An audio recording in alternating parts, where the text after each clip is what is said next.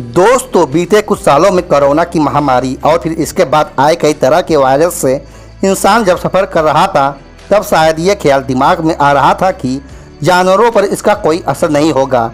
लेकिन जैसे ही इंसानों ने वायरस से जीत हासिल की, वैसे ही जानवरों में ऐसा वायरस जन्म ले लिया है जिसने खास तौर पर गायों की जान लेने की ठानी है। इसमें भारत की कई राज्यों में हजारों की संख्या में गायों की मरने की खबर डराने वाली है। अभी कोरोना वायरस से पूरी तरह से पीछा छूटा नहीं है कि एक और वायरस ने कहर बरसाना शुरू कर दिया है और ये वायरस है लंपी वायरस। इंसानों पर इसका सीधे तौर पर कोई असर नहीं है, लेकिन फिर भी डरने वाली और एहतियात बरतने वाली बात तो है। ये वायरस जानवरों को परेशान कर रहा है और बहुत बड़ी तादाद में गाय इनसे इन्फेक्टेड होकर जान गंवा चुकी है। भारत में बहुत सारे राज्यों में गायों की हालत नाजुक है। ऐसे में आप लोगों के मन में कई सवाल उठना लाजमी है, जैसे कि लंपी वायरस होता क्या है, लंपी वायरस इंसानों को भी हो सकता है, लंपी वायरस से जानवरों को जान को कितना खतरा है और क्या इससे दूध के प्रोडक्शन पर भी असर पड़ेगा। तो सबसे पहले तो आप यही समझ लीजिए कि भले ही ये वायरस खतरनाक है, लेकिन लंपी वायरस से जानवरों को बचाया जा सकता है।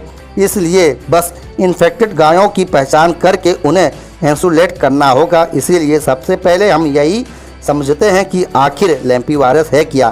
तो आपको बताएं कि लंपी वायरस पशुओं में पाए जाने वाला एक खतरनाक वायरस है।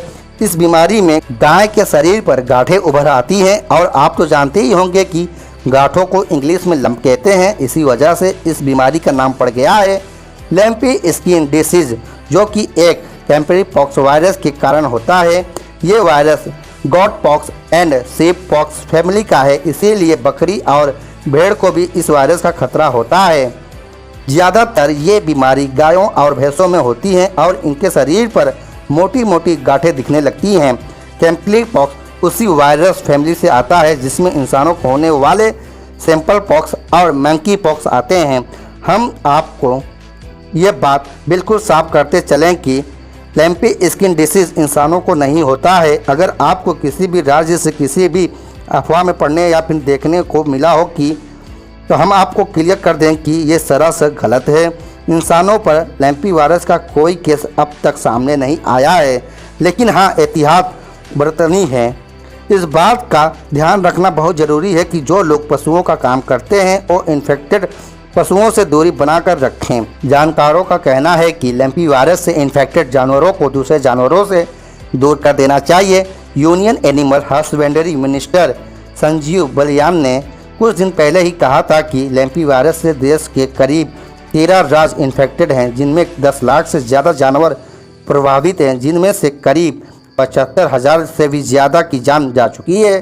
खास करके 8 राज्य में इसकी मार सबसे ज़्यादा देखने को मिल रही है, जो कि गुजरात, राजस्थान, पंजाब, हरियाणा और उत्तर प्रदेश, उत्तराखंड, मध्य प्रदेश और जम्मू कश्मीर।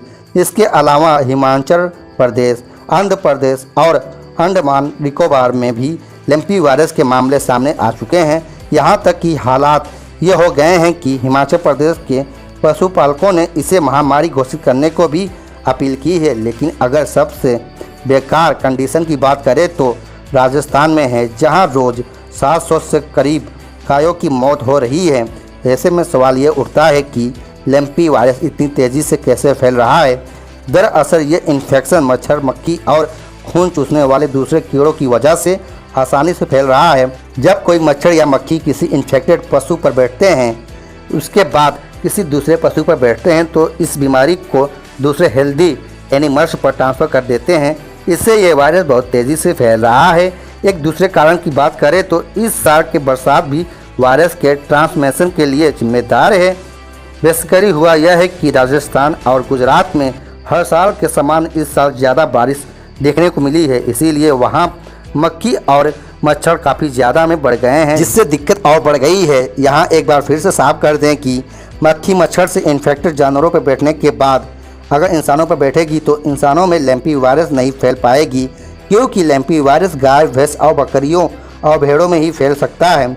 अब अगर थोड़ा से सिम्पटम्स की बात करें तो लंपी वायरस से इन्फेक्टेड गायों को तेज़ बुखार आने के साथ ही उनकी भूख कम हो जाती है।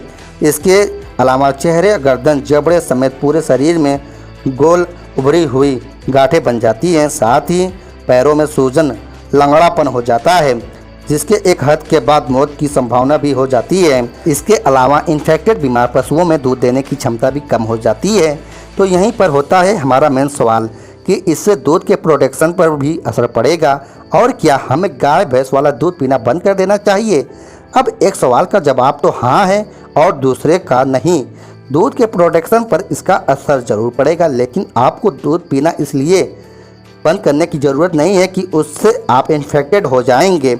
और जैसा कि हमने आपको पहले ही बताया था कि इंसानों में अभी तक लैम्पी वायरस का कोई केस सामने नहीं आया है। कुछ जगहों से ऐसी खबरें आई हैं कि लोगों ने दूध खरीदना बंद कर दिया है, दूध पीना बंद कर दिया है, ये सोचकर कि कहीं वो लैम्पी वायरस का शिकार ना हो जाएं। आप दूध की खपत सिर्फ इसलिए ज़रूर कम कर सकते हैं कि इससे दूध की उत्पादन में असर पड़ने लगेगा, ताकि सभी लोगों को दूध की थोड़ी सप्लाई होती रहे। यही एनिमल्स एक्सपर्ट का कहना है कि अगर दूध को उबाल कर पिया जाए तो इंसानों पर इस वायरस से कोई खतरा नहीं होगा। इसके लिए आपको लंबे समय तक दूध को उबालना जरूरी हो गया है। और फिर फेसी राइस के जरिए इस्तेमाल किए जाने वाला दूध किसी भी तरीके से हार्मफुल नहीं होता है, क्योंकि इससे वायरस पूरे तरीके से नष्ट हो जाता है। इंसान के लिए इसमें कोई भी हैम्पर सब्सटेंशन नहीं बचते हैं, लेकिन गाय के बच्चों को ये खतरा जरूर है कि अगर वो माँ के दूध पिएंगे तो उसे भी वायरस अपनी चपेट में ले सकता है। ऐसे में गाय के बछड़ों को इन्फेक्टेड गायों से दूर रखने की ज़रूरत है और इसी में ही भलाई है। और इसी बात के चलते लाखों गायें इस समय इंसुलेशन में हैं और इससे भारत की डेयरी इंडस्ट्री भी खासा प्रभावित है। जैसा कि हमने आपको बताया है कि गायों में ये वायरस तेज़ी से फैल रहा है। ऐसे में पशुओं को खाना चबाते और खाने समय भी दिक्कत होती है। इस वजह से वो खाना खाना बंद कर देती हैं। जब खाएंगे कम तो दूध का प्रोडक्शन कम होगा। इसीलिए लैम्पी वायरस के इन्फेक्शन का कोई भी सिम्टम अगर किसी गाय पालने वालों को अपनी गायों में दिखे तो इसका इलाज तुरंत शुरू करवा देना चाहिए, वरना पशुओं की जान का खतरा भी बढ़ जाता है। हालांकि अभी तक डेथ रेट 1 से 2% ही बताया जा रहा है, लेकिन पर जानवरों की देखभाल से ही इन्फेक्शन फैलने से रोका जा सकता है, क्योंकि हम तो इंसान थे, हमने तो खुद को एक हद तक इंसुलेट किया था, लेकिन जानवरों को अगर लापरवाही हुई तो नुकसान ज़्यादा हो सकता है। जैसा कि हमने आपको बताया था कि लैम्पी वायरस से जानवरों से सबसे ज़्यादा मौतें राजस्थान में हुई है, जिसके वजह से राजस्थान सरकार ने राष्ट्रीय आपदा घोषित करने की मांग तक कर दी है, लेकिन इसमें राजनीति भी होनी शुरू हो गई है। बीजेपी ने कई जगहों पर कांग्रेस के खिलाफ विरोध प्रदर्शन किया है, लेकिन सवाल यहाँ राजनीति से आगे क्या है, क्योंकि मामला सिर्फ एक राज्य का नहीं है बल्कि पूरे देश का है। हम तो ये भी नहीं कह सकते हैं कि सरकार इससे बेखबर है या केंद्र सरकार भी इससे बाखबर है। पिछले दिनों प्रधानमंत्री नरेंद्र मोदी ग्रेटर नोएडा में हुई डेयरी के कार्यक्रम में भी इसका जिक्र किया था। पीएम मोदी ने जानकारी दी थी कि इस वायरस की वैक्सीन भी तैयार कर ली गई है, लेकिन अभी भी इसकी लॉन्चिंग में समय लगेगा। भारत सरकार के मुताबिक ICAR के 2 संस्थानों ने लैम्पी वायरस पर कारगर वैक्सीन तैयार कर ली है, जिसकी लॉन्चिंग में उसे 4 महीने का वक्त लगेगा। अब बात आती है कि जब तक वैक्सीन नहीं आती तब तक लैम्पी वायरस का इलाज क्या है।